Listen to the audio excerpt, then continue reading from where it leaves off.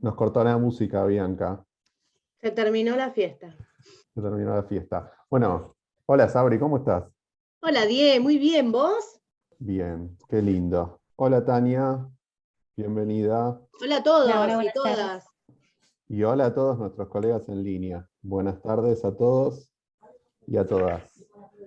Estamos con Tania de León, que es nuestra invitada especial para hablar de Public Compliance, como hacemos siempre.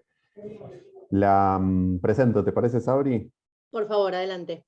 Bueno, igual acá presentar a un colega no es leer un currículum, no lo hacemos nunca. Nosotros decimos de dónde los conocemos y por qué nos gustó traerlo o traerlo. Y en el caso de Tania, eh, yo lo que diría como impresión personal es que Tania escribe sobre public compliance lo que a mí me gustaría escribir o lo que a mí me gustaría decir. Entonces la conocí leyendo su página web, donde con mucha frecuencia actualiza y comparte muy generosamente contenidos sobre compliance, con un foco muy especial en el sector público. En algún momento hemos compartido algún panel, pero sobre todo es eso, el gusto por leer su enfoque. Es el enfoque de una abogada experta en derecho administrativo que si bien se desempeña en República Dominicana principalmente, tiene una visión que es bastante universal en relación a estos temas de compliance y que me pareció que venía muy a cuento para lo que se puede conversar en esta comisión, así que decidimos invitarla. Gracias, Tania, por sumarte, gracias por estar hoy con nosotros. Muchísimas gracias, Diego, a ti por la invitación, a ti también, Sabrina, muchas gracias a la asociación. Me siento muy contenta de estar con ustedes en este espacio. Realmente yo vivo el compliance para el sector público y me encanta promover su implementación en el sector público, una cultura de cumplimiento. Creo que eleva los niveles de integridad de los países. Yo lo veo así a nivel país, yo no lo veo a nivel de instituciones públicas, pero obviamente eso hay que llevarlo a la práctica y pues la práctica en este caso pues son las instituciones públicas. Y nada, me siento sumamente complacida de la invitación, agradezco a todas las personas que tenemos aquí conectadas, 50 personas, para mí es un privilegio que tomen un poquito de su tiempo para compartir con nosotros en este espacio. Bien, y a nuestros queridos invitados en línea, los vemos los nombres conocidos, nuestros habitués y también algunos que se suman. A todos les agradecemos por estar. Les recordamos las reglas de la casa. Hay espacio para preguntas y respuestas. Está el chat donde hablamos pavadas y demás, pero los que quieran que leamos su pregunta para Tania, que seguramente van a aparecer, esta comisión tiene invitados muy preguntadores. Recuerden que está el espacio preguntas y respuestas, que a nosotros se nos van apilando ahí con Sabri las preguntas y dentro de la posible tratamos de combinarlas con las que tenemos preparadas e ir intercalándolas para tener una conversación amena y fluida con nuestra invitada, porque nos gusta entrevistar a nuestros invitados e ir conociéndolos y sacándonos dudas. Así que ya llegarán las del público. Nosotros tenemos algunas preguntas preparadas. No sé si vos, Sabri, querés arrancar, Sí, disparar esta conversación. súper, porque Tania recién cuando nos saludó hizo un comentario que me parece que da pie para empezar a hablar desde lo macro, a ir profundizando, y me parece que está buenísimo que vos compartas desde tu visión, desde tu experiencia, qué es lo que a tu criterio el compliance le puede aportar a lo que es la gestión pública. Sí, gracias, Sabrina. Mira, tradicionalmente, y es algo que yo tengo mucho tiempo ya trabajando en el sector público, todos los temas de transparencia, integridad, y se ha quedado siempre en, en el mero discurso, a nivel muy discursivo, muy de fomento de pórtate bien, muy de hay que ser buena gente, hay que ser buen servidor público, no hay que ser corrupto, no hay que desviarse, pero nada de eso se lleva a la práctica con controles puntuales, con controles palpables, concretos, que se puedan sistematizar. Entonces, la integridad no es algo que se debe dejar a libre albedrío solamente, hay que aplicar controles, hay que fomentar el cumplimiento normativo desde el punto de vista de la prevención también, porque también tendemos mucho en el sector público a ser reactivos. Entonces, toda esa situación que yo he venido viendo desde hace mucho tiempo, primero cuando trabajaba como encargada de transparencia en la institución pública y luego como la directora legal de un área, fui viendo todo eso y fue al final lo que me fue dando esta visión de que era necesario implementar una cultura de cumplimiento, porque en la parte legal, generalmente en las instituciones públicas, se enfocaban mucho en la parte de trámites de contratos, a la parte puramente contractual, y la parte de gestión de riesgos no existía a nivel legal. Entonces, ese interés que desperté de sistematizar un poco más lo que era el cumplimiento y el seguimiento a los acuerdos y a los compromisos y a las obligaciones de la organización, pues fue dándole forma a lo que es el compliance. En ese momento apenas teníamos la ISO 19600 y yo dije, bueno, esto es una guía interesante que podemos fomentar, y así fuimos iniciando. ¿Qué tiene que aportarle? Todo y mucho y bastante, porque al final del día, aunque en el sector privado, el compliance, que es para lo cual nace el compliance, es un tema de cuidar la rentabilidad, de cuidar que las operaciones no se detengan por una multa, una sanción, una inhabilitación. En el sector público estamos hablando de fondos públicos, de confianza, de desarrollo social y económico de los países, es mucho. Entonces, al final del día, tiene mucho que aportar.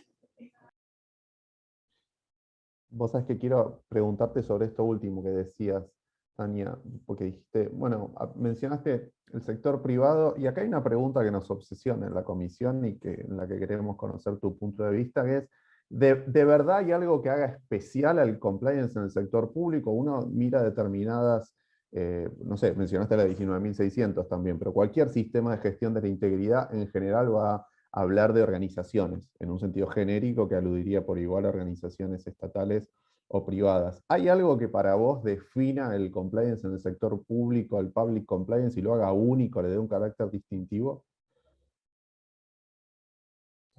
Perdón, que cerré el micrófono. Sí, claro que sí. Yo creo que una de las principales aportes que brinda el compliance para el sector público y que realmente es único es cómo impacta el compliance en la garantía de derechos al ciudadano, que es la razón de existir de las instituciones públicas, y cómo esa garantía de derechos al ciudadano no se ve obstaculizada por la corrupción. El Barómetro Global de la Corrupción, publicado por Transparencia Internacional en el año 2019, señala o indica que de 10 personas encuestadas, 7 habían sufrido sextorsión para acceder a un servicio público. Entonces, fíjense cómo hay una gran vinculación entre no solamente la prevención de la corrupción, sino de la garantía de derechos para poder a través del compliance.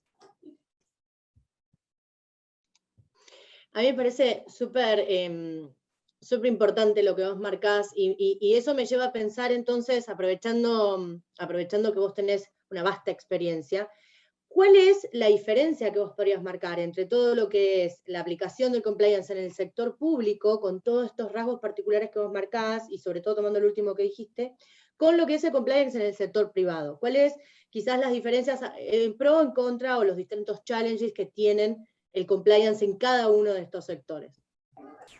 Hay notables diferencias. Fíjate, lo primero es que, como señalé hace poco, el compliance nace en el sector privado para proteger toda la parte de mi salud financiera como empresa, en todo lo que tiene que ver con los negocios.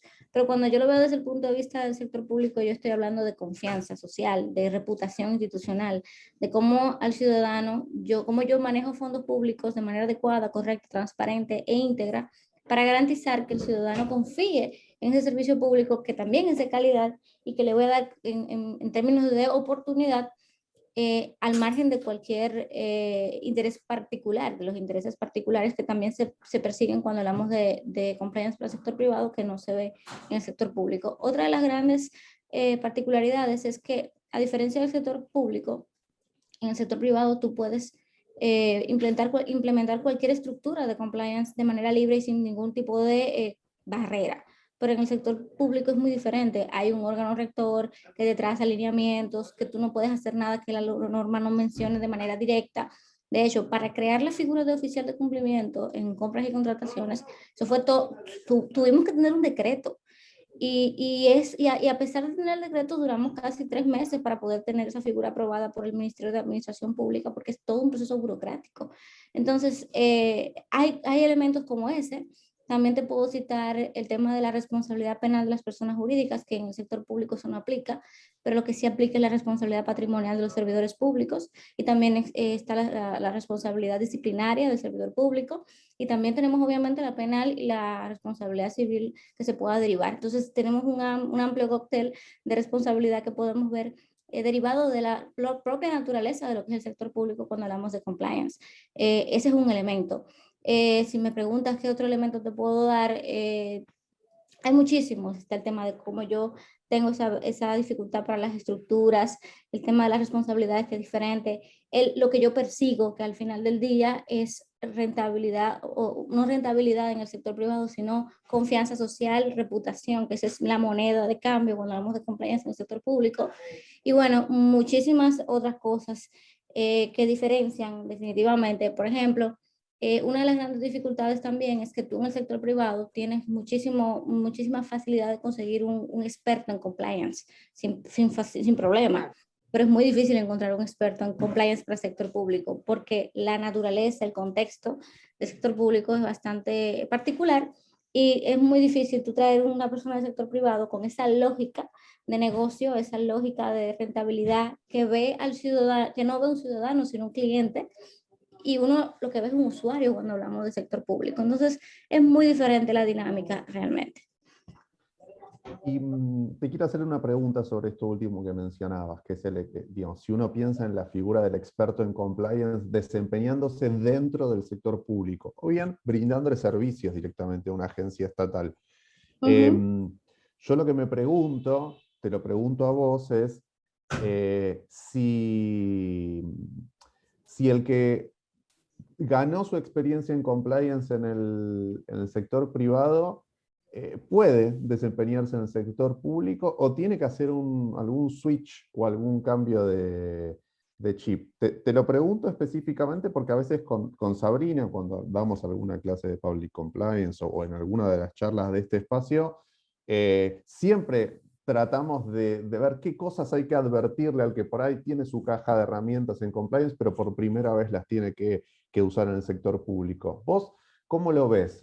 La pregunta en el doble sentido. ¿Es posible que alguien del sector privado pueda tener un buen papel en el sector público? Y si estuviera en tus manos, vos que conocés el sector público, ¿qué advertencias le harías a ese profesional para hacer ese pasaje del privado al estatal? Sí, claro que es posible, siempre es posible. Lo lógico que tiene esos sus retos, ¿verdad? Y desafíos que hay que superar. Y hay una curva de aprendizaje importante que es inevitable agotar. Ahora, yo te diría, el tema del switch consiste básicamente en entender que tú ya eres Estado, tú no eres una empresa privada. En el Estado tú tienes esa limitación legal de hacer exclusivamente lo que la ley expresamente te atribuye, pero en el sector privado tú puedes hacer todo lo que la ley no te prohíbe. Entonces tú puedes perfectamente idear proyectos, servicios, iniciativas sin ninguna limitación más que no esté prohibido por ley. Pero en el Estado tú no puedes hacer nada que la ley expresamente no te diga que tú puedes hacerlo. Entonces esa es la primera barrera. Está todo el tema de compras y contrataciones, por ejemplo, que está ampliamente regulado en el sector público y tiene altísimos riesgos y nivel de sensibilidad en temas, no solamente de cumplimiento, porque la regulación es bastante amplia y difícil de cumplir por la dinámica de la adquisición, de las adquisiciones en sentido general, sino también por todo el tema de la transparencia excesiva cuando hablamos del sector público, que en el sector privado no, porque tú puedes perfectamente, en el sector privado tú puedes definir qué tú vas a dar a conocer, pero en el sector público tampoco. Entonces hay temas de control interno, de a quién yo le contrato, con quién yo contrato, ese tipo de cosas que definitivamente es una dinámica muy diferente, y que tú estás atado a plazos, que tú estás atado a un servicio y que está siendo que ya no es un tema de que si yo no doy un buen servicio, el cliente no va a venir y va a ir a la competencia, sino de que si yo no doy un servicio de calidad, ya mi reputación como servidor público, como funcionario público, decae, y el ciudadano se queja, y eso tiene o sea, crea un hilo conductor de mala percepción de cara a la gestión que al final después te impide a ti mismo funcionar y gestionar adecuadamente. Hasta los fondos que se te asignan a ti como institución se pueden ver afectados por una mala administración o un bajo nivel de cumplimiento. Estamos hablando de que también en el sector público tú dependes de un presupuesto que se te asigna, que las empresas tampoco. Es bastante diferente, realmente. Vos sabés, Tania, que linkeando un poco con lo que decías hace un rato, respecto de la pregunta que te hizo Diego, respecto de las características que puede tener el funcionario que cumpla el rol de compliance para el Estado, vos también mencionaste hace un ratito que en República Dominicana tienen un oficial de cumplimiento estatal. Nosotros acá en Argentina tenemos algunos ensayos similares en la provincia de Buenos Aires, en La Nación. ¿Querés compartirnos un poco la experiencia que es esto del oficial de cumplimiento estatal creado en República Dominicana? Sí, claro. Yo tuve el privilegio de crear el decreto que crea el programa de cumplimiento regulatorio para las contrataciones públicas y luego también tuve a cargo el diseño del programa completo y su implementación. Entonces, fue un proceso muy interesante. Como yo, obviamente, como implemento sistemas, yo sé que todo tiene un orden lógico de las cosas y que tú no vas a venir a contratar y ya, y las mandas y monté. O sea, había que agotar un proceso de selección colegiado donde ellos mismos no fueran cuestionados después de cómo fueron seleccionados, un tema de crear toda la parte documental de políticas, instrumentos, se creó una resolución inclusive en la Dirección General de Compras y Contrataciones en virtud del decreto que dice cómo va a funcionar a grandes rasgos el programa. Esa resolución es la PNP 05-2021. Y ahí, en esa resolución se habla de todo, de la profesionalización que deben tener los oficiales de cumplimiento, no de la inamovilidad del cargo, porque todavía obviamente eso estaba muy incipiente, pero hay un interés marcado de que eso ya, como el MAR aprobó, el Ministerio de Administración Pública aprobó esa figura, pues ahora ya de convertirlo en una posición de carrera, que es importante para poder garantizar que ese aprendizaje, esa inversión, ese oficial, pues no se vaya. Y bueno, se agotó un proceso de capacitación y nivelación de conocimiento entre oficiales de cumplimiento. Fue muy difícil conseguir esos perfiles, por lo que cité ahorita, de que habían personas con conocimiento del sector público que no sabían, pero no sabían nada de compliance, o personas que sabían de compliance pero no conocían nada del sector público. Fue un proceso interesantísimo ahí de nivelación de conocimiento. Y luego también de alineación estratégica de las máximas autoridades de las instituciones. Porque ustedes saben que si las máximas autoridades no están comprometidas, pues no tiene realmente buena perspectiva.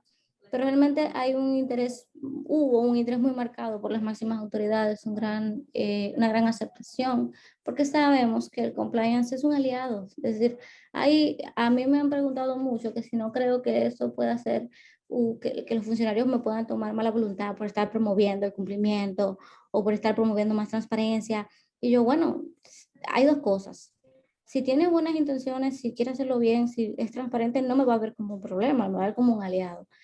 Y dos, es un aliado el compliance para la gestión pública y también para la gestión privada. Eso es indiscutible, porque al final lo que estás es previniendo situaciones, no estás siendo reactivo y estás evitando situaciones que luego, y esa es otra situación, o sea, cuando yo hablo de responsabilidad del funcionario público en un contexto de compliance, yo siempre digo que muchas veces se incumple por desconocimiento, no porque hay un interés de hacer las cosas mal. Otras veces, por supuesto, también es por falta de capacidades técnicas, se cometen errores, e indiscutiblemente también se da el tema de la corrupción propiamente. Pero muchas veces es por desconocimiento. O sea, no es usual que a ti te den un puesto y que al tú entrar al puesto te entreguen una matriz con todas las obligaciones legales que se corresponden con tu puesto. Eso no es usual. Y ese es uno de los controles que trae compliance. Entonces, permite proteger esa responsabilidad patrimonial y disciplinaria de los servidores y del funcionario, y por lo cual definitivamente que es una bondad y un aliado de la gestión. Bien. Sabes, Tania, que están llegándonos, como suele suceder, preguntas del público, así que voy a dejar de lado por ahí algunas que yo tengo ganas de hacer y si hay tiempo voy a volver sobre esos puntos después. Y quiero hacerte alguna de las preguntas. Quiero empezar por alguna de Julio Fonrush, que es un invitado, un amigo de la Comisión de Compliance en el sector público, un invitado asiduo, que ya hizo 2 preguntas en línea. Te voy a hacer una de ellas. Si hay tiempo, Julio, hago la otra. Voy a empezar por la que me gusta más a mí, que es bien de abogado que se dedica a administrativo, como vas a ver en un segundo, que es hasta qué grado de descentralización administrativa tiene alcance esta figura del oficial de cumplimiento. Vale, Tania, que la uses un poco como excusa la pregunta, si querés, para hablar más sobre el proyecto y explicarlo. Pensá que no todos son abogados aquí, pero hay abogados y hay abogados a los que les gusta el derecho administrativo, entre los asistentes, como es el caso de Julio. Entonces pregunta, ¿hasta qué grado de descentralización administrativa tiene alcance? Y si alcanza a colegios profesionales o a otros entes públicos no estatales, más allá de la administración centralizada. Y vos sabés que a propósito cuelo también una pregunta de María Fernanda Rubia, que también te pregunta si está en cada poder del Estado o acaso solo en el Ejecutivo. Combino estas 2 preguntas para darte un poco de cancha a vos para que la contestes como quieras. Buenísima pregunta. Mira, lo primero es que el compliance aquí está muy en tendencia, pero todavía muy incipiente a nivel de regulación. Apenas lo que tenemos es un decreto y a raíz de este decreto una resolución del órgano rector en materia de compras y contrataciones. Yo creo en la transversalización del compliance. Yo no pienso que el compliance es algo que solo se aplique en las contrataciones públicas. Sin embargo, como yo soy una defensora del tema, yo asumo los que quieran montarse en la ola. Ahora mismo está funcionando en todas las instituciones, pero en la parte de compras y contrataciones. Es decir, el decreto tiene alcance a todas las instituciones públicas descentralizadas y centralizadas de la administración pública, pero también de los diversos poderes, porque los demás poderes también tienen áreas de compras y contrataciones. Entonces, aún siendo órganos extrapoder, por ejemplo, tienen la obligación de cumplir con todas las políticas de Estado que existen en materia de transparencia y de integridad pública. Aunque quizá tú no puedas someterlas porque son órganos de extrapoder y tal, pero igual el poder legislativo, el poder judicial y obviamente el ejecutivo, más que nada, porque es donde está la administración pública central, centralizada. Ahora, como digo, todavía ya para aplicarlo de manera transversal y en todos los procesos institucionales no existe todavía esa regulación porque todo se ha concentrado en las compras y contrataciones. Ahora mismo yo estoy trabajando en un proyecto que es para que sea a nivel general en todas las organizaciones públicas a través de la promoción, el control externo del Estado en la parte de cumplimiento gubernamental. Ahora bien, hay iniciativas de que eso se convierta en una ley que exija no solamente el sector público, sino también el sector privado. Y eso porque, como yo siempre he dicho, de nada le sirve al sector público hacer grandes esfuerzos por prevenir la corrupción cuando sabemos que existen 2 actores, no es solamente el sector público. Y para ello, por ejemplo, aquí en República Dominicana, todo lo que es la penalización de las personas jurídicas está en 0. Aquí el compliance para el sector privado está en 0, solamente está dirigido a lo que es la prevención del lavado de activos, y eso es del año 2017, todavía reciente. Es decir, que hay mucho que hacer. Aquí, si tú me preguntas, es compliance para el sector público lo que está ahora mismo implementándose por este tema de la tendencia y que la compra y contrataciones le afecta a todo el mundo y es un proceso esencial en todas las instituciones públicas. Pero en el sector privado también, a raíz de esa interacción que se tiene para la parte de compras y contrataciones también, el sector privado va a tener que tener estándares mínimos de compliance para poder contratar con el Estado. Y eso va a hacer entonces que las empresas privadas tengan también que montarse en estos estándares. Pero también se está trabajando con mucho cuidado porque no queremos que se vea como que se está buscando que un marco ISO obligado para que luego vengan y certifiquen y el tema del costo y atar a estándares, sino definir marcos generales propios que respondan a la naturaleza de las organizaciones, pero que respondan también a los estándares internacionales y las buenas prácticas, pero que no me aten a tener que pagar un proceso de certificación para poder validar una condición en la institución. Que déjame decirte, se está haciendo así porque eso es lo correcto, pero las instituciones públicas quieren su certificación porque ese es el punto que acredita realmente que tú tienes un sistema funcionando. Vos sabés que todo esto que estás diciendo me dispara varias preguntas, pero me parece que está bueno para darle lugar también a una de las preguntas del público, la de Gustavo Diego, la de Gustavo Cura, que dice, ok, yo te hago una intro. Tenemos compliance para compras y contrataciones. Bien, cerramos ahí, por algo se empieza, vamos de menos a más, no hay ningún problema, pero nos vamos a enfrentar en la dinámica de la implementación de compliance en compras y en contrataciones con un montón de otras normas que van a estar coexistiendo, mismo con los procesos de gestión de calidad. Entonces, si yo voy a implementar programa de integridad dentro de un proceso de compras públicas, ¿cómo interactúan con los procesos de gestión de calidad? Y gracias, Gustavo, por la pregunta. Buenísimo. Mira, el primer momento y el primer criterio más bien para el diseño que trabajamos en la Dirección de Compras y Contrataciones fue no duplicar esfuerzos. Fue justamente integrar sistemas, integrar esfuerzos. Entonces, en el sector público, también a diferencia del sector privado, ya hay un marco de integridad nacional con leyes, con organismos nacionales que promueven la integridad y que monitorean los niveles de integridad y transparencia ya. A diferencia del sector privado, donde eso es algo muy de buena práctica, muy de si quiero y muy yo defino el alcance. Entonces, ya en el sector público tú te encuentras con niveles de control interno, normas básicas de control interno en función de costo y todo eso. Tenemos una Contraloría General, tenemos estándares de calidad que también hay que garantizar. Y la realidad es que los sistemas de cumplimiento, cuando hay un sistema de calidad implementado, es un fly al catcher implementarlo, porque ya tú tienes un sistema funcionando, tú te montas en ese nivel de normalización, en ese nivel de documentación y simplemente agregas los componentes de cumplimiento. Muy difícil cuando tú te encuentras en una institución en cero, que tú tienes que crear de cero y hasta hacer de calidad también procesos y pasos para poder cumplir con ciertos niveles de lo que sería un estándar de cumplimiento, que ya es como que otro punto. Entonces, imagínate tú, cuando tú llegas a una institución pública donde no hay un sistema de gestión de calidad implementado, donde no hay nada documentado, todo es discrecional, todo es sin evidencia, todo es muy a lo que yo quiera, a lo que yo entienda, y al final eso te deja a ti, no brechas, ¿no? Esa es la carretera de posibilidades de cualquier desviación de la norma y también de la integridad. Entonces, al final, lo que se contempló fue que, por ejemplo, hay una figura que se llama comisiones de ética pública, que ya estaba funcionando, que está funcionando en las instituciones públicas, y en vez de yo, que son de hecho las que manejan los canales, los buzones de denuncia en las instituciones públicas, y yo en vez de decir, no, yo como compliance tiene canales de denuncia, yo voy a implementar también mi propio canal de denuncia. Obviamente que no, vamos a trabajar a permear todo el sistema de gestión de whistleblowing o de canales de denuncia en la institución con lo que yo tengo de compliance que aportar, pero tú te quedas con eso porque eso ya está funcionando. Lo que tenemos es comunicarnos para que cuando haya casos puntuales de cumplimiento, pues yo pueda intervenir, pero yo no voy a quitarte ya eso porque eso está. Entonces, son de las cosas que vemos cómo se integran para no solapar y para no duplicar esfuerzos.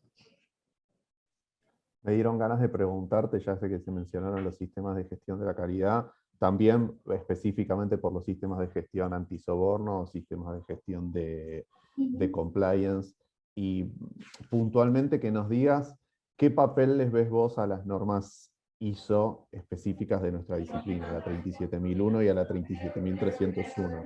¿Crees que es un estándar con un valor de especial utilidad para el public compliance? ¿Crees que es un estándar más? ¿Crees que es un simple sello que viene de la mano de la certificación? ¿Qué valor genuino les ves dentro de una estrategia de public compliance? Mira, a mí me encantan los estándares, me encantan, porque por ejemplo, cuando hablamos de marco de integridad puede ser cualquier cosa. Tú puedes decir que tienes un marco de integridad porque tienes un código de ética y una política de anticorrupción y ya. Eso no es un sistema de cumplimiento. Y eso tampoco es un sistema, porque lo que le da el nivel de sistematización es justamente eso, ese estándar, esa norma, que te dice cuáles son los requisitos, que te dice cuáles son los parámetros, los niveles de periodicidad con los que hay que revisar, monitorear, dar seguimiento, evaluar. Entonces, yo creo mucho en los sistemas, de verdad, y me ha funcionado. Y creo que la certificación, honestamente, obliga a las instituciones a mantener el estándar.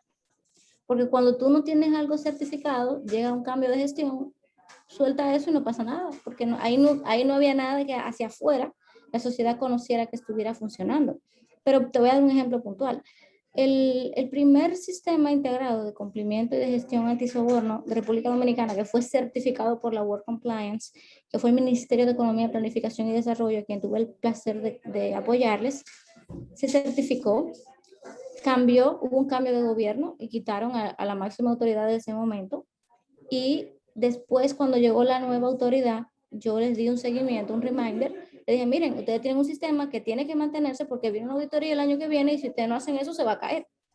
¿Qué pasa? Que en el momento en el que se dio a conocer que se había logrado esa certificación, la sociedad fue muy intensa con la aprobación, con el aplauso y diciendo, mira, esto deberían hacerlo también policía y educación y fulano debería hacer esto y no sé cuánto. Entonces, cuando ven ese nivel de vigilancia que hay en ese organismo por los fondos que maneja, tú no puedes darte el lujo de venir a descontinuarlo, porque te van a señalar y te van a decir, óyeme, pero tú tenías ahí un sistema de cumplimiento de integridad certificado, acreditado por un organismo internacional, ¿por qué se cayó? Tú eres menos íntegro o tú cumples menos que cualquiera. Entonces, ese tipo de cosas ayudan cuando vemos el nivel o la situación cultural de nuestro país. No es que tenga que haber una camisa de fuerza, yo no creo en eso, porque tú también podrías tener un sistema acreditado con una certificación y que sea puro cosmético, podría suceder, y nada, pasa. Pero lo interesante por el momento, hasta ahora, de las certificaciones es que tú haces un esfuerzo para continuar con ello. Sí, es cierto, de alguna manera es un refuerzo al compromiso, ¿no? No es tan fácil dejar tirado un sistema una vez que hiciste todo el esfuerzo que conlleva certificarlo. Claro. Es verdad. Bueno, le voy a contar al público que si no la están viendo a Sabri en cámara, es por una razón muy sencilla. Un segundo antes de dejar de verla, me llegó un chat que decía, me acabo de quedar sin luz, voy a ver si los datos resisten. Con lo cual, probablemente esté tratando de volver a conectarse con datos. Pedimos perdón por este contratiempo que obviamente está completamente fuera de nuestro alcance, pero acá contamos las cosas como son y con toda transparencia. Estoy en línea con Sabri, que está tratando de volver a conectarse tan pronto como pueda. Por suerte, ustedes están en línea y la pueden escuchar a Tania y seguimos recibiendo sus preguntas, por supuesto. Hay una que yo quiero hacerte, que tiene que ver, vos mencionaste algunas cosas sobre whistleblowing, sobre líneas de denuncia. A mí me encanta un artículo que vos tenés en línea, que es cómo pueden funcionar las líneas de denuncia, las speak up lines en el sector público. Quería ver si querías compartir algunas ideas con nosotros de cómo las ves como herramienta del sector público. Fíjate, justamente mi artículo es en esa línea, porque honestamente, yo tengo que decir la realidad de mi experiencia. Yo fui coordinadora general de comisión de ética de mi institución, elegida por mediante votación y de todo, muy chévere todo. Pero había un fallo de origen en la configuración de las comisiones, que era que, y digo esto porque aunque yo fui elegida por votación, qué chulo, qué bueno, que sí, que soy una persona que tiene competencias, mucha gente fue elegida por simpatía y no por tener realmente las condiciones para administrar un canal de denuncias. Yo siempre digo que para que un canal de denuncias sea exitoso tiene que haber tres condiciones. Primero, que las personas que lo administren realmente tengan calidad moral para administrar un canal de denuncias, que no sean unas personas que puedan señalar y que quizás, y cuando hablo de señalar estoy hablando en todos los sentidos, que sea una persona discreta, que sea una persona que no tenga, ¿verdad? Que lo que promueva sea realmente coherente. El otro es que los medios realmente sean seguros, porque yo si no tengo medios seguros y yo creo mucho en el anonimato en ese sentido, no voy a denunciar porque tengo miedo y es un tema de cultura y un tema que se entiende. Y también está el tercer aspecto que tiene que ver con la aplicación de los sistemas de consecuencia cuando se llega a una conclusión de que realmente ha habido una falta. Cuando yo veo que yo denuncio y no se hace nada, yo no solamente me desmotivo, sino que corro la voz y nadie más le interesa participar de esos canales. Entonces, yo creo mucho en los canales, creo que es a nivel mundial, esto funciona. o sea, se detectan casos, pero cuando existe protección de la persona que denuncia. Si realmente no existen canales efectivos ni una voluntad de que sea protegida la persona que denuncia, pues eso no va a realmente tener ningún resultado positivo. Y en mi experiencia particular, yo fui parte de la comisión de ética de mi organización en dos momentos, en una gestión y en otra. En la primera gestión era o sea, eran las personas que estaban designadas no estaban comprometidas, eso no era importante, no le daban importancia, no fomentaban, los casos llegaban y se hacían los locos, y la gente simplemente no acudía. Y hubo otro momento en el que las denuncias comenzaron a dispararse, a subir, los directivos hasta se preocuparon. Y yo, mira, esto no es para preocuparse, esto es un buen síntoma. Porque eso significa que la gente está confiando, significa que la gente se está acercando porque tiene confianza en que esto puede funcionar. Y eso fue producto de que ya cambió el equipo, las personas que estaban más comprometidas, eran personas que no era por un tema de que te di una paleta y tú por eso votaste por mí, sino porque realmente había otro criterio de elección.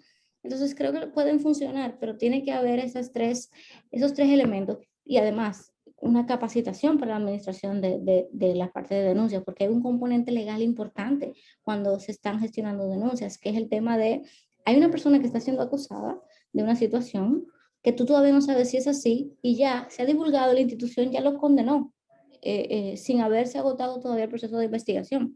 Entonces son elementos que también hay que tener mucho cuidado con eso por el tema de la imagen, ¿verdad? Y el buen nombre de las personas.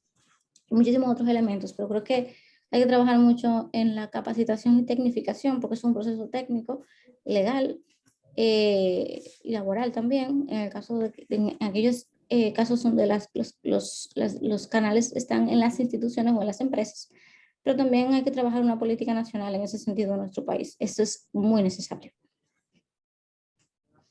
Bien. La veo de vuelta a Sabri en línea con conexión de emergencia, seguramente. Interrumpime, Sabri, si... Sí, perdón, Ahí acá está. estoy. Perdón, pero bueno, esas cosas, esas delicias del home office, me quedé sin luz, el celular tiene muy poca batería, bueno, estas cosas hermosas que pasan, así que nada, acá estoy como puedo. Pero sabes que me perdí muy poquitito igual.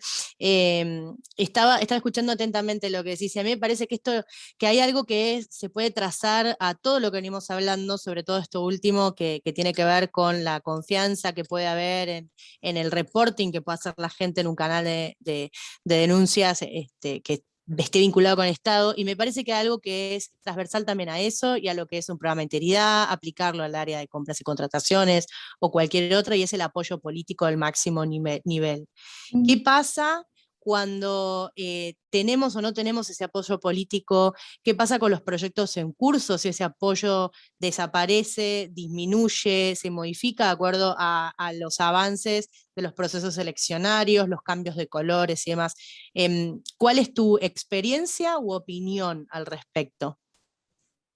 Bueno, mira, la verdad es que los niveles, o sea, lo que define lo que sucede en esos casos es el nivel de institucionalidad que tengan el país en sentido general. Y sabemos que el aspecto político tiene un peso muy fuerte. Por eso yo he planteado la importancia de trabajar compliance en partidos políticos como cuna de funcionarios públicos, porque tú haces un trabajo previo al momento en el que ingresan a la administración pública a dirigir instituciones públicas, y eso facilita que el compliance, cuando tú llegues a una institución, tú no lo desmontes porque tú estás identificado con eso, tú lo continúas o lo fortaleces. Entonces, pero la realidad es que yo he vivido varias experiencias. Viví una primera experiencia, de hecho, la primera institución pública que implementó compliance bajo la ISO 19600 fue la institución del Seguro Nacional de Salud, SENASA, que fue donde yo inicié. Cuando hubo este cambio de gobierno, desapareció. Yo creé la primera unidad de cumplimiento regulatorio con una coordinadora y 3 técnicos en cumplimiento. Y la unidad desapareció. Tú vas ahora mismo a mi institución y ahí no hay nada de compliance. Y esa fue la primera y tenía todo ya para certificarse. Yo me fui con el mismo cambio de gobierno, de hecho, pues lo digo claramente, y al final me fui de ahí para implementarlo en compras y contrataciones, donde ahora es a nivel nacional en temas de compras públicas, pero viví esa experiencia, pero también te cuento la experiencia de la institución del Ministro de Economía, Planificación y Desarrollo, donde a raíz de un cambio de gobierno, la máxima autoridad por la certificación está puesta para mantenerla. Entonces, por eso que digo que realmente la certificación sí es un motivador para que el esfuerzo no se desvanezca. Porque quizás si en mi institución eso se hubiese llegado a su punto de certificación, quizás hoy no estuviese desaparecido. Entiendo. Ahora, en esto de institucionalizar la figura del compliance officer, eh, corregime si me equivoco, entiendo por lo que hablamos, Tania, y por cosas que yo he leído, que hay un camino recorrido para tratar de generar un compliance officer estatal como figura de algún modo con vocación de permanencia. Te lo pregunto porque en algunas oportunidades anteriores hemos hablado y yo te he contado algo que ya hemos compartido en esta comisión, que es que en Argentina las experiencias han sido un poco espasmódicas. De repente ha aparecido un manager del sector público y ha incorporado un compliance officer dentro de su equipo, tomándolo del sector privado porque le parecía buena idea hacerlo, pero sin que existiera un marco, y de a poco ese marco se ha ido generando, y hoy en día la Oficina Anticorrupción de Argentina lo promueve más activamente, pero al calor de experiencias que primero empezaron espontáneamente o por iniciativas particulares de algún organismo. Y yo había entendido que había un contraste en relación a esto en República Dominicana, donde de alguna manera, vos me dirás cómo es la manera correcta de decirlo, pero como hay una factoría, hay un ámbito donde se forma y se genera Sí, a los perfiles que van a ser sí. oficiales de cumplimiento. ¿Es así? Y si es así, contanos un poco cómo, que puede ser muy Sí. interesante para nosotros. Mira, eso es interesante y da pie también a responder un poquito la pregunta anterior de Sabrina. Cuando estuvimos trabajando en el diseño del programa, nos dimos cuenta que si yo dejaba que el funcionario fuese quien designara a su oficial de cumplimiento, había un altísimo riesgo de que designara a alguien de su confianza que probablemente no hiciera el trabajo que tenía que hacer, porque al final estaba respondiendo a intereses particulares y lo que podía era gestionar el riesgo de manera contraria, de manera perversa, en el sentido de, oye, esto se puede dar, eso se puede ver o se pueden dar cuenta o puede llegarse a saber, déjame yo gestionarlo de esta manera, ¿verdad? Entonces, al final nos dimos cuenta que quizá un control interesante sería que no fuera la máxima autoridad quien designara al oficial de cumplimiento. Y por eso los oficiales de cumplimiento son seleccionados, preparados y asignados a instituciones públicas por el órgano rector en materia de compras y contrataciones.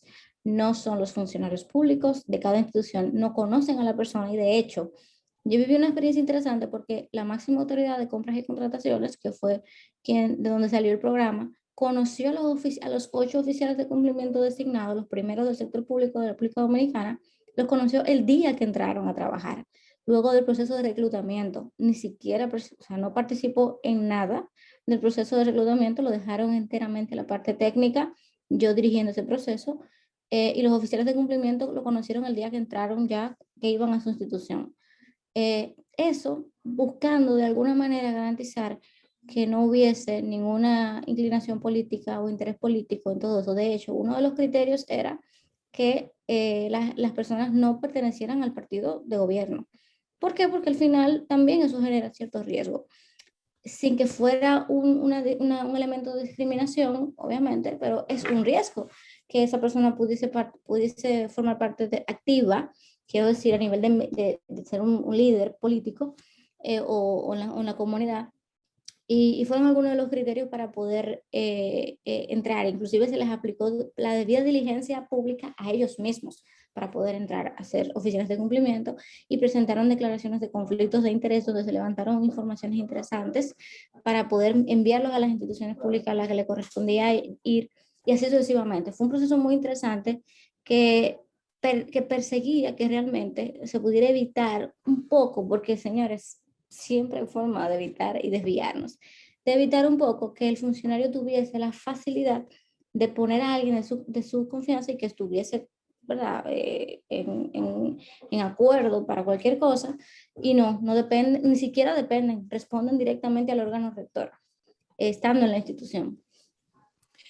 Tania, vos sabés que te escucho y me queda claro que venís y vienen haciendo en República Dominicana muchísimo, que se está trabajando, se está caminando la milla en pos del compliance en la gestión pública, y me nace preguntarte, ¿cómo ves vos lo que viene? Es decir, hacia dónde se dirige el camino, no solo desde tu visión y desde tu gestión, sino desde la nación, ¿no? ¿Hacia dónde se dirigen? ¿Qué es lo que crees que se va a poder ir implementando, mejorando? ¿O cuáles son los desafíos que ves que van a tener que enfrentar próximamente?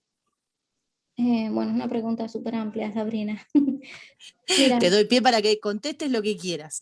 sí, tú sabes que yo pienso que ahora mismo el cumplimiento regulatorio que en el sector público se está convirtiendo en tendencia va a obligar al sector privado a montarse en esto. Creo que esa es una de las cosas que vienen indiscutiblemente porque ya el Estado se va a hacer más exigente, ya el Estado está haciendo debida diligencia pública en los contratos para la contratación y va a necesitar que las empresas privadas hagan su esfuerzo mínimo por estandarizar algunos elementos en temas de cumplimiento regulatorio e integridad. Ese es un elemento importante que viene indiscutiblemente. También está el tema de cómo el ciudadano se empodera de esos elementos mínimos de cumplimiento que deben garantizar las organizaciones públicas en la entrega del servicio público. Te estoy hablando de que el ciudadano utilice un nivel mínimo de conocimiento de cuáles son esas obligaciones del Estado, de las que tiene, en términos de garantía de derechos y también de integridad en la administración, para hacer esa veeduría y esa observación, un monitoreo de manera constante, pero empoderada y con conocimiento de causa. Eso viene porque yo lo estoy viendo ya. A mí se me han acercado personas de la opinión pública, periodistas, que quieren entender esto para poder vigilar y para poder hacer mejor su trabajo. Fíjate este enfoque tan extraño, porque el compliance uno lo ve siempre desde el punto de vista empresarial u organizacional y no social, pero ya está teniendo también un enfoque interesante en ese sentido, pero es también promovido por el tema del compliance en el sector público. Y también el tema de los canales de denuncias, de cómo se trabaja en una ley que promueva los canales de denuncia y la protección del denunciante. Aquí no tenemos nada de eso y creo que vamos encaminados hacia ahí también. Mi enfoque ahora, el que yo estoy promoviendo, es cómo no solamente el compliance lo uso para prevenir la corrupción, que es lo que se está haciendo ahora mismo a nivel de Iberoamérica, sino cómo la prevención de la corrupción en la administración pública, que es indiscutible, permite que el ciudadano pueda acceder a servicios de calidad, a servicios públicos, sin tener que comprometer su integridad física y su dignidad humana. Muy bueno, muy bueno. Estamos cerca del final, pero hay una pregunta más que quiero hacerte, de las varias que nos acercó el público. Tengo Aprovecho muchas para... preguntas. Yo quiero quedarme con todas esas preguntas para preparar y responderlas todas. Bien, bueno, hacemos esto en general, un extracto de las preguntas recibidas y después las pasamos. Tenemos que ser puntuales con el horario de la cita, Claro. por supuesto. A veces nos pasamos un minutito, pero tratamos de ser puntuales. Pero entre las preguntas que no vamos a llegar a responder ahora, por cómo nos llevó la dinámica de conversación, agradecemos la de Javier, la de Daniel Álvarez, Julio, que hizo más preguntas que no llegamos a contestar, los comentarios que también nos hace Alejandro de Beruti, que María Rubio también hizo algunas preguntas más. Me quedo con una de Gustavo Cura, pero básicamente porque creo que se puede responder cortito. Y sin solución de continuidad a esta pregunta, también te invito a que usemos los últimos minutos para que vos agregues lo que quieras, incluso cosas que no te hayamos preguntado, pero que se te dispararon a partir de la conversación. La de Gustavo hace referencia a la ISO 37301, nos lleva de vuelta a la CISO, y lo que él se pregunta es si es un buen estándar para el sector público o deberíamos pensar en desarrollar unos lineamientos, unos estándares especiales para el public compliance. No, puede ser una buena guía. Y de hecho, ya la ISO está, la 37301 tiene ese background, o sea, ese background, ese crossover para funcionar en todo tipo de organizaciones. Que la 19600 era muy enfocada al sector privado realmente. Entonces, creo que perfectamente se puede utilizar la 37301. No hay que crear una para el sector público. Bien, muy, muy clara y Porque, concreta la y respuesta. discúlpame, porque además recuerden que todas las ISO se adecúan a la naturaleza de las organizaciones. Tú no aplicas compliance igual en una empresa de zona franca como en una de combustible, por ejemplo, por decirte algo. Siempre hay una particularidad. Lo que tú tienes que tener es ese marco general y adaptar en función de eso.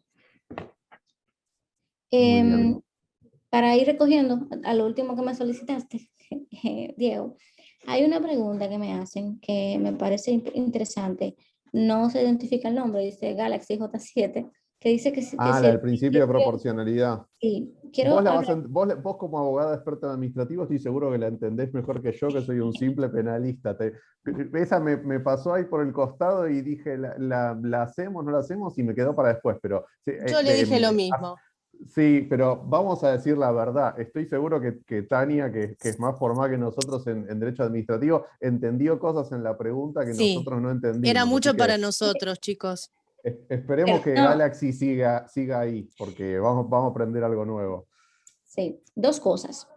Lo primero es que el marco ISO habla del principio de proporcionalidad y te dice, tú no puedes implementar, recuerden que cuando se implementa un sistema, tú defines el alcance. Es decir, tú dices, mira, yo voy a implementarlo en este proceso y en este proceso. Cuando se habla de proporcionalidad en términos de ISO, te está diciendo, tú no puedes en una empresa, por ejemplo, imagínate el Ministerio de Salud Pública, decir que lo que él va a certificar en su sistema es el reporte de control de limpieza de los baños del Ministerio de Salud Pública, porque esa vaina no es proporcional al impacto que requiere lo que es el sistema de gestión. Eso no te dice nada, tú estar velando por ese tipo de procesos internos.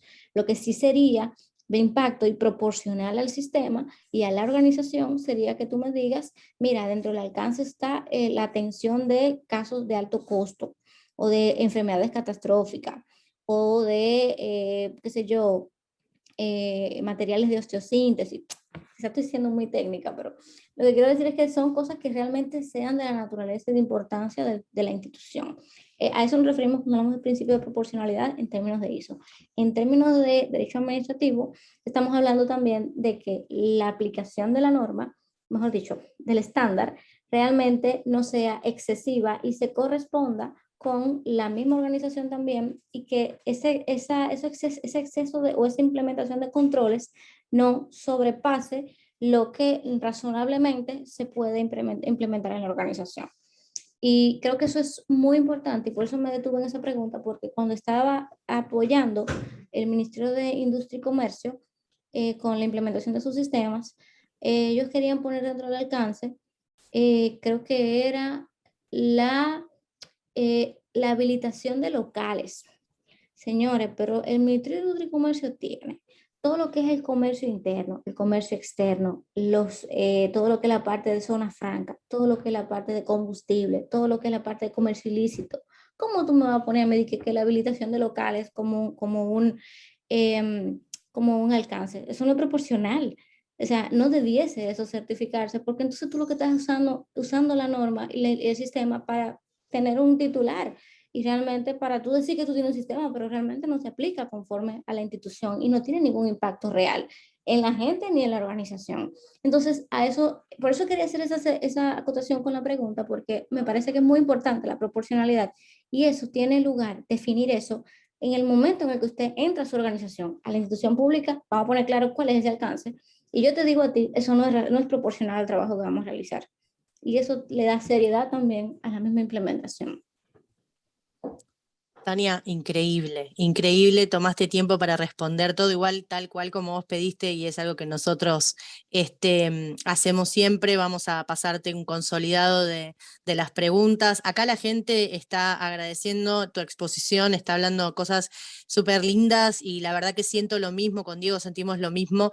Te digo que estamos rockeando con la cantidad de asistentes, sabelo, esto es súper bueno, esta Gracias. comisión es de fierro y bueno, nada. nada, para tratar de respetar el tiempo, yo te voy a dar la posibilidad de que nos cuentes un poco sobre algo que invito a todo el mundo a que vaya y chusmee, que es tu web, porque es realmente interesante, como dijo al principio, así que si querés, quizás anotar en el chat o comentarnos un poco de cuál es el nombre y todo, para que la gente bueno, hoy todo el mundo googlea, viste, y aparece todo, pero bueno, me parece más directo, y los invito a que la lean porque realmente tiene artículos súper interesantes, y como habrán visto, somos hermanos latinoamericanos, cualquier parecido a la realidad de Argentina con todo lo que nos contó Tania es mera coincidencia. No sé si querés contarnos algo de tu web. Sí, yo tengo mi página web, es tania-deleon.com. Ahí tengo, de hecho hay varios webinars cargados, están artículos para revistas especializadas y también artículos que yo he escrito en diversos periódicos, o sea, medios de circulación nacional, medios escritos, y también tengo la guía Public Compliance Esenciales de Implementación para el Sector Público, cuya adquisición, pues los fondos son destinados directamente a una fundación que atiende causas de personas en condiciones de vulnerabilidad. Son solamente $5, si quieren comprarlas, yo feliz. Y ahí recojo un poco de lo que hemos hablado aquí, también de mi experiencia y la visión que tenemos implementando el compliance para el sector público. Así que les invito a pasar por ahí, donde hay mucho contenido interesante que pueden disfrutar y aprovechar.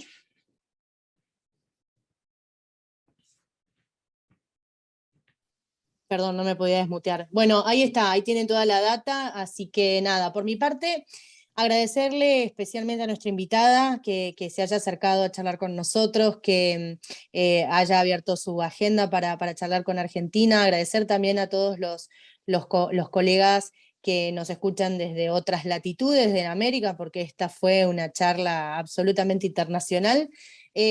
Así que también agradecerle a nuestros asistentes que siempre nos siguen, que siempre muestran interés, a Diego, por supuesto, por ser el gurú del compliance que es y permitirnos a todos destacarnos y aprender y escucharnos.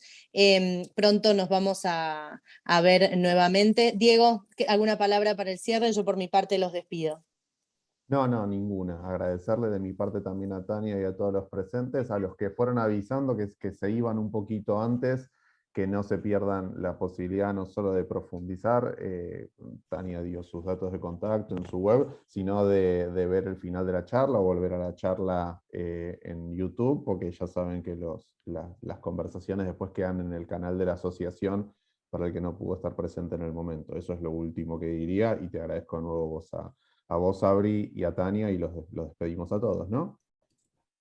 Muchas gracias a ustedes. Nos Bien, seguimos bien. viendo para seguir articulando iniciativas en conjunto. Totalmente. Está el puente tendido entre Argentina y República Dominicana a través de nosotros. Un cariño muy grande para todos. Gracias por estar. Gracias Hasta por luego. venir y gracias totales. Adiós. Bye.